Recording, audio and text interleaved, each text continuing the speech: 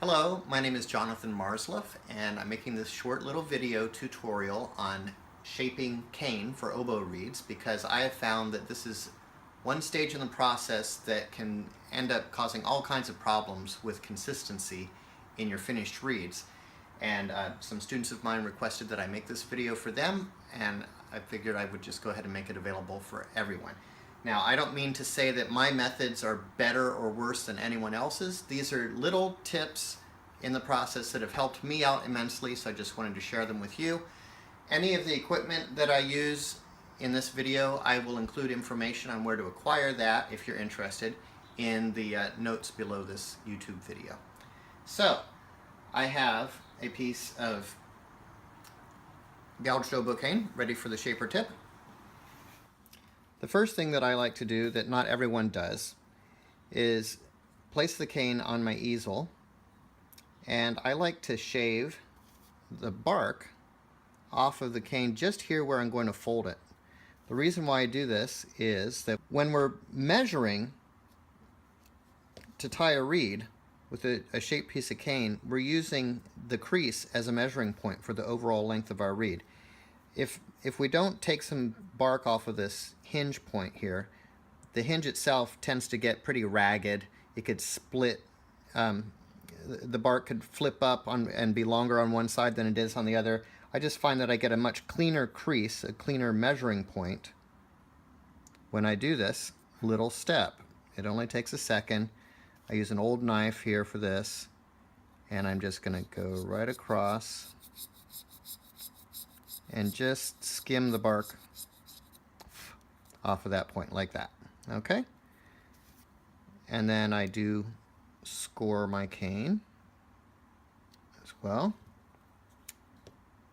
And then just fold it over my finger, and it makes a nice clean line in that fold so that we can measure from that point later on in the reed making process. The next thing that I do to get the cane narrow enough to fit between the ears of the shaper tip, so right now it's too wide, is normal. I'm going to use this little guy. Someone just recently recommended this for me.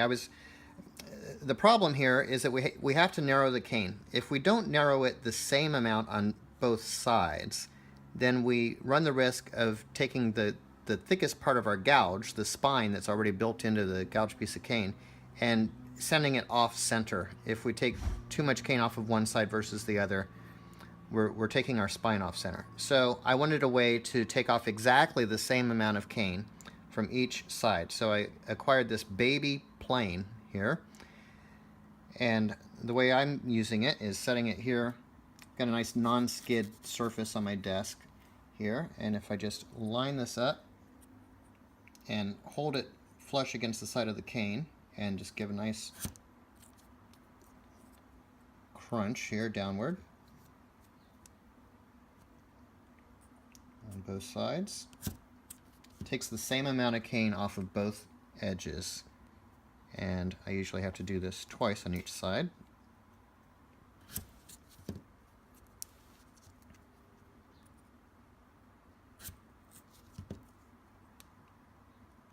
And there we go. So that's a nice snug fit between the ears of my shaper tip, and I can be much more assured that the spine of our gouge is still centered in the middle of that piece of cane. So the next step is putting the piece of cane onto the shaper tip. Now, some people take their cane and push it all the way down between the ears of the shaper tip. I have found, again, because this is going to be a measuring point, the hinge of our cane, if this cane isn't placed exactly the same way on the shaper tip every time, from one piece of cane to the next, if it's not the same, then the distance between the end of the cane and the ideal tying point, and I'm talking about the width of the shape down here, is going to become a variable that you can't control. It's going to move around based on how far down you can get that piece of cane onto the shaper tip. So I much prefer to line up that hinge with the top of the ears. That way I can visually see that this piece of cane is going on the shaper tip exactly the same way as the last piece and the next piece. All right, now the height of the ears then becomes an issue on some shaper tips. All of my tips, all the shaper tips that I've used, I have filed down the ears so that they're about 1 millimeter above the top of the tip, so that they're not super long. If they were super long, then I'd have issues being able to get enough cane over the staple for that ideal tie length. In order to take down the ears, all I did was go to a diamond stone like this one and grind them down by hand, and just very carefully making sure that I'm keeping that perpendicular so that the ears are the same length. That's the only tool needed to do that to your tip. If you're brave enough to modify your shaper tip, that's something that you can do without really too much worry. So I line it up with the top of the ears. I'm looking at the grain of the cane to make sure that I'm straight up and down on the tip.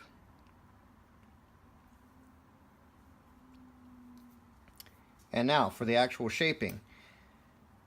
For shaping, a lot of people, well, I've seen people use an old reed knife for shaping, which you have a lot of control actually over the process, a lot of strength in your hands, versus trying to take a razor blade between your fingers, which the razor blade is pretty flexible and small in your fingers. I have a hard time doing this. So I was originally taught with an old reed knife, but it's a pain to sharpen that knife because the shaper tip itself mars up the edge pretty quickly. So I've gone to using one of these. This is like a barber's razor. It uses a long razor blade and has a long handle on it like a reed knife might have.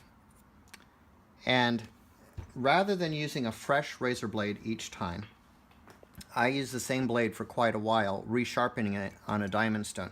The reason for that is a brand new razor blade is so thin at its cutting edge that the shaper tip cuts into the razor blade, and you run the risk of taking cane off beyond the surface of the side of your shaper tip, which of course is going to give you an inconsistent shape. You want the cane to end up mating perfectly with the edges of the shaper tip. So I have found that sharpening this razor blade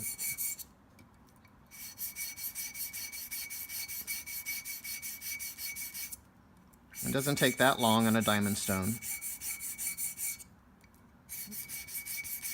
to erase the damage that you may have caused with the last piece of cane.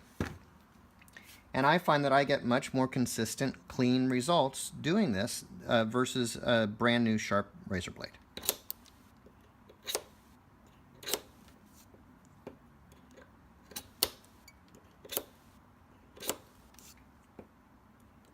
Of course, you want to always go from the tip back when you're shaping. You don't want to do any kind of scrubbing.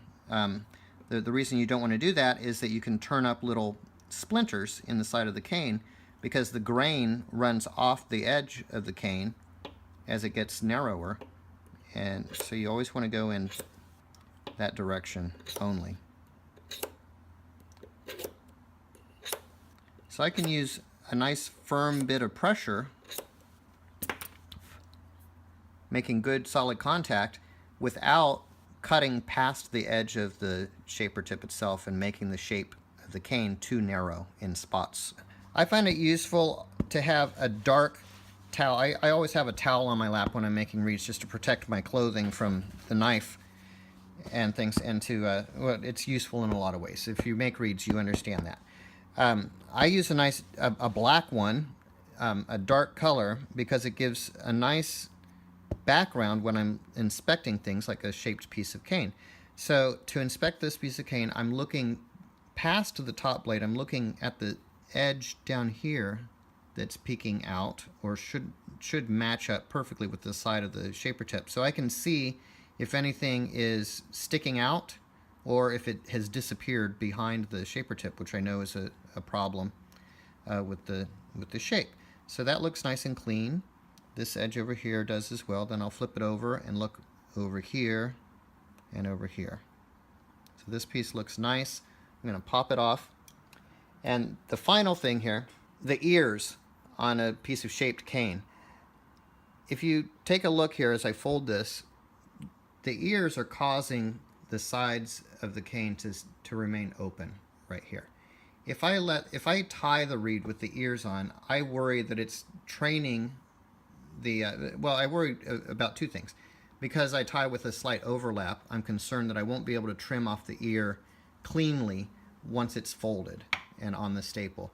And I'm also concerned that it sort of trains that reed to be open at the tip. And I certainly don't want to encourage that kind of behavior out of the cane. So I always trim the ears with my old knife right after I shape and before I tie onto a staple. And here you're relying on, more than anything, on just the blade following the grain in the cane. I'm just sort of popping these ears off, making sure it's a nice clean match with the shape. Okay? Now everyone has a different opinion on whether or not to trim the tail end of a shaped piece of cane. I do. I guess enough said on that. There are reasons that I think it works better, but I don't care if my students do this or not. I don't care to see it. I mean, if I see a reed that has that bump, that telltale bump, because the tail hasn't been trimmed, I never call my students on that. It's up to them whether they want to do it or not. I don't think that it helps or hinders one way or the other in split cane, which is the main reason people cite for either trimming or not trimming right there. I like to do it. Okay, well that's the end of the tutorial. I hope that you found some useful information in there. Again, I will put a list of the materials that I use, the tools that I use, in the comment section below. And I invite you to ask questions or make additional suggestions to our other fellow reed makers. If you have a quick, easy tip to share with us, let's do it. Why not? I love the double reed community, and I love to share information whenever I can and to get information from others whenever they offer it. Thank you. Have a great day. Bye.